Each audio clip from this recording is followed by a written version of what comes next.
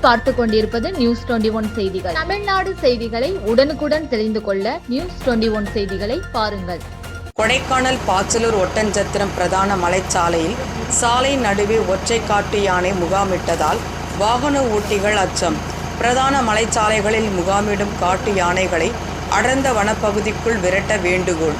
திண்டுக்கல் மாவட்டம் கொடைக்கானல் மலைப்பகுதியில் கடந்த சில தினங்களாக வனப்பகுதியை விட்டு வெளியேறும் காட்டு யானைகள் விவசாய நிலங்களிலும் பிரதான சாலைகளிலும் முகாமிடுவது வாடிக்கையாக உள்ளது.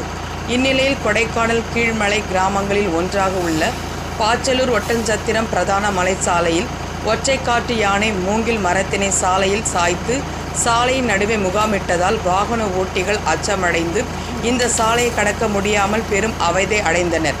இதனைத் தொடர்ந்து வாகன ஓட்டிகள் போ என்று கூச்சலிட்டு விரட்டிய பிறகு காட்டு யானை இந்த பகுதியிலிருந்து சென்றுள்ளது. மேலும் இந்த சாலையில் பயணிக்கும் வாகன ஓட்டிகள் அச்சமடைந்த நிலையில் இந்த சாலையை கடந்து வருகின்றனர்.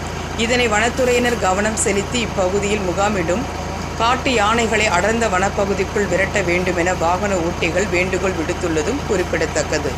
நியூஸ் 21 செய்திகளுக்காக கூல் சுரேஷ்.